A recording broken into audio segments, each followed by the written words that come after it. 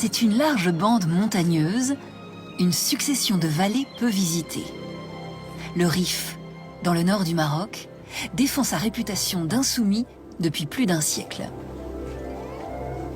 Ce qui distinguait le Rif, c'était cet esprit de rébellion, d'autonomie, d'indépendance, de la défense, donc des traditions ancestrales, et puis la solidarité aussi au sein des clans.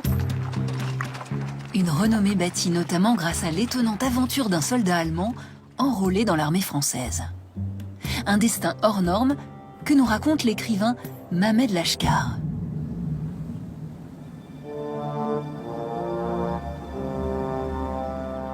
Notre histoire commence bien loin du Rif, à Düsseldorf, en 1893. Joseph Otto Klems naît dans une famille modeste. Sa jeunesse est parsemée de faits de petite délinquance. Il fuit l'Allemagne pour s'engager dans la Légion étrangère française et en 1916, il est affecté au Maroc.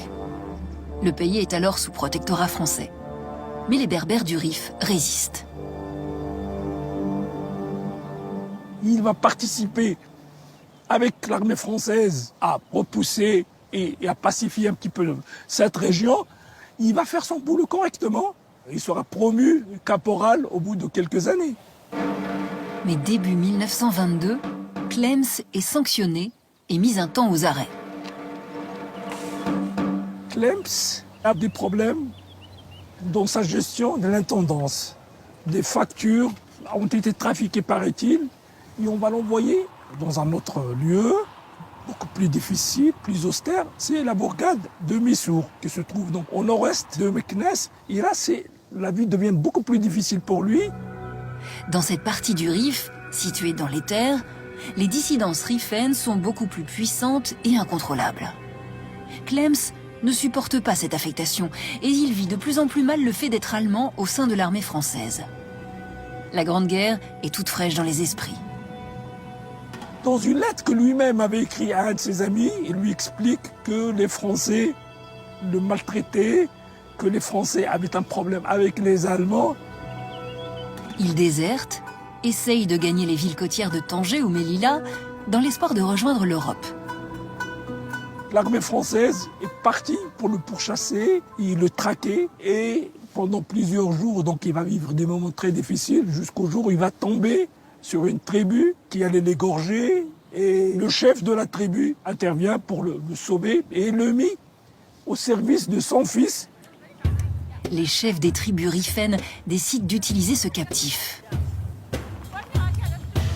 On avait déjà entendu parler de lui, de ses capacités, de son courage et puis surtout de son savoir militaire. Donc on va l'intégrer. Le déserteur s'allie à plusieurs tribus alors que les Français gagnent du terrain. Il se convertit à l'islam, se faisant appeler Hadj Aliman. Il a fini aussi par aimer cette aventure. Le fait qu'il pouvait se battre contre les Français qu'il avait maltraités, c'est quelque sorte une revanche. En 1924, Klems rencontre un homme, symbole de cette résistance rifenne. Abdelkrim El Ratabi, président autoproclamé de la République du Rif. Ce dernier décide de s'appuyer sur les compétences du déserteur allemand, spécialiste en artillerie. Klems va trouver que c'était une occasion d'or pour lui, donc il va essayer de conseiller Abdelkrim de renforcer davantage la présence des combattants rifs à la frontière. Et c'est Klems lui-même qui va s'en charger immédiatement. Klems met à profit son expérience militaire française et tient un rôle décisif dans plusieurs batailles, face aux Français au sud et face à leurs alliés de circonstance, les Espagnols, implantés au nord.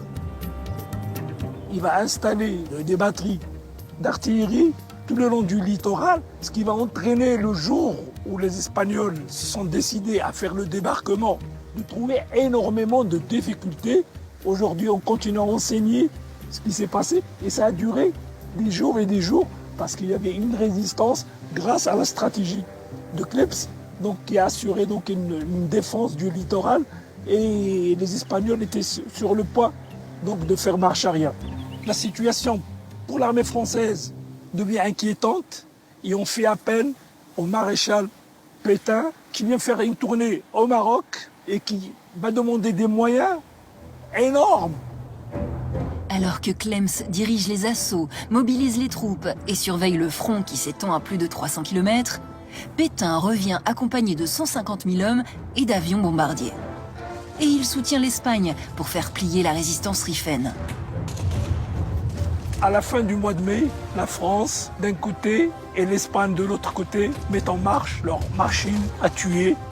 Et là, Abdelkrim, il doit se défendre, chose qu'il n'avait pas l'habitude de faire.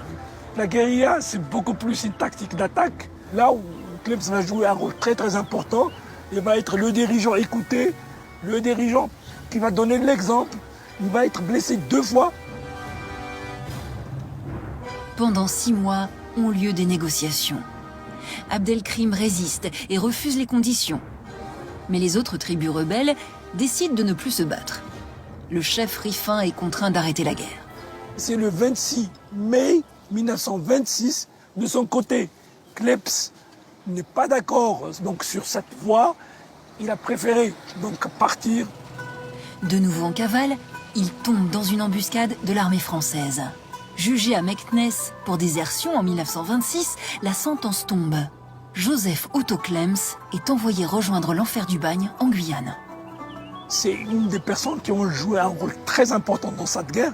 Au début, certainement, c'est un aventurier, mais quand il s'est retrouvé face à une réalité, il a mûri et je crois qu'elle a épousé les idées de la révolution du Rif.